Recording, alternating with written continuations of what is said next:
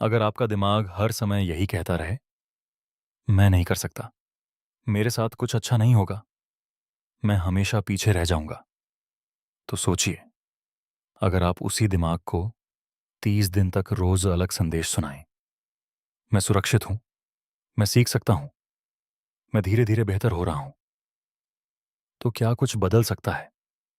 क्या सच में positive mind programming hypnosis हमारे सोचने का तरीका बदल सकती है, या यह सिर्फ एक और इंटरनेट ट्रेंड है? आज हम किसी चमत्कार की बात नहीं करेंगे, हम बात करेंगे उन छोटे छोटे मानसिक बदलावों की जो लगातार 30 दिन तक सकारात्मक सुझाव सुनने से धीरे धीरे महसूस हो सकते हैं। जरा अपने पिछले कुछ दिनों के बारे में सोचिए। क्या ऐसा होता है कि छोटी सी गलती के बाद आप खुद को घंटों कोसते रहते हैं?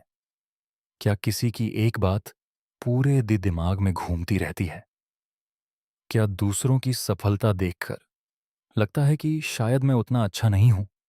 क्या नया काम शुरू करने से पहले ही दिमाग हार मान लेता है?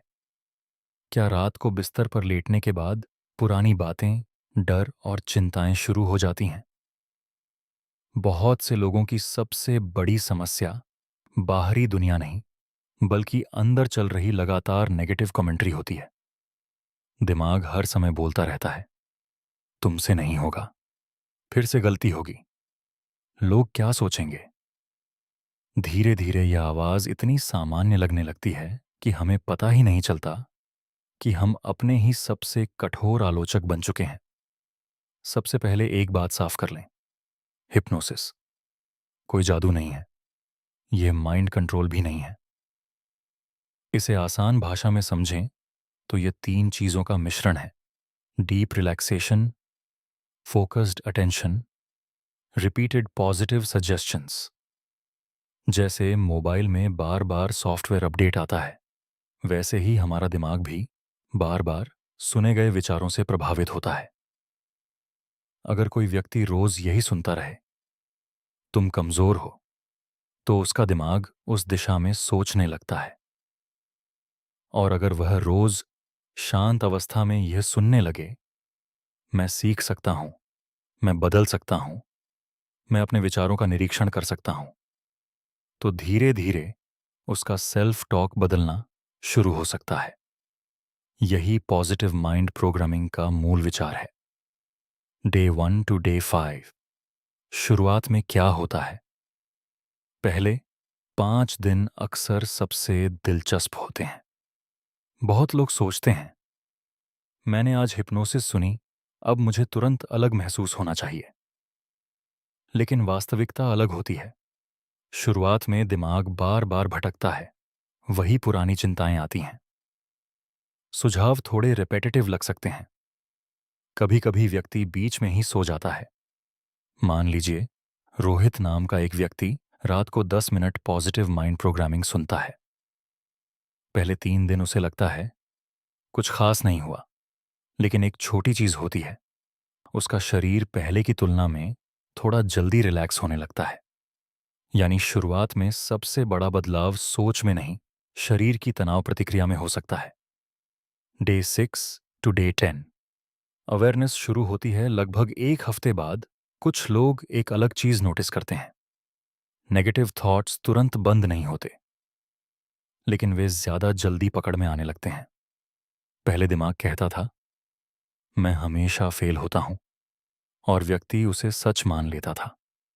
अब वही विचार आता है, लेकिन अंदर से एक छोटी सी आवाज पूछती है, क्या सच में हमेशा?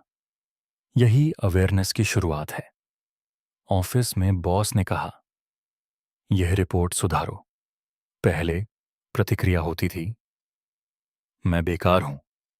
अब प्रतिक्रिया थोड़ी बदल सकती है, रिपोर्ट में सुधार चाहिए, इसका मतलब यह नहीं कि मैं बेकार हूं। यह छोटा अंतर मानसिक स्वास्थ्य में बहुत बड़ा कदम हो सकता है। इसी दौरान कई लोगों को सोने से पहले दिमाग थोड़ा कम सक्रिय महसूस होने लगता है। डे 11-20। Internal shift. अब बदलाव थोड़ा अंदर महसूस होने लगता है। यहां कोई ड्रामेटिक ट्रांसफॉर्मेशन नहीं होता, लेकिन कुछ सटल चेंजेस हो सकते हैं। सेल्फ टॉक कम कठोर होना पहले, मैं हमेशा गलत हूं, अब मुझसे गलती हुई, मैं इसे सुधार सकता हूं।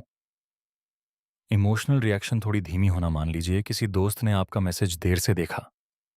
पहले वह मुझे इग्नोर कर रहा है, अब शायद वह व्यस्त हो। यह बदलाव इसीलिए महत्वपूर्ण है क्योंकि हमारा दिमाग अक्सर वर्स्ट केस इंटरप्रिटेशन चुनता है। फेलियर के बाद जल्दी वापस आना, पहले इंटरव्यू खराब होने के बाद व्यक्ति कई दिनों तक निराश रहता था। अब वह सोच सकता है यह आखिरी मौका नहीं था। यानी हिप्नोसिस शायद समस्या को मिटाए नहीं, लेकिन उस समस्या के प्रति आपकी मानसिक प्रतिक्रिया को थोड़ा नरम बना सकती है। Day 2130 noticeable changes. 3 हफ्तों के बाद कुछ लोग सबसे ज्यादा यह महसूस करते हैं कि वे मानसिक रूप से थोड़े हल्के लग रहे हैं। कैसे? छोटी छोटी चीजों में फोन कॉल करने से पहले कम डर, मीटिंग में अपनी बात रखने की थोड़ी ज्यादा हिम्मत, नए काम को तुरंत रिजेक्ट न करना, भविष्य के बारे में पूरी तरह होपलेस महसूस न करना। मान लीजिए पहले आप हर रात सोचते थे मेरा फ्यूचर खराब है, अब शायद विचार बदलकर यह हो जाए मुझे सब जवाब नहीं पता, लेकिन मैं कोशिश कर सकता हूं। यह सुनने में बहुत छोटा लगता है, लेकिन होपलेसनेस से पॉसिबिलिटी तक पहुंचना मानसिक रूप से एक महत्वपूर्ण बदलाव हो सकता है। कुछ लोगों को यह भी महसूस होता है कि स्ट्रेस पूरी तरह गायब नहीं हुआ, लेकिन अब वह संभालने लायक लगने लगता है।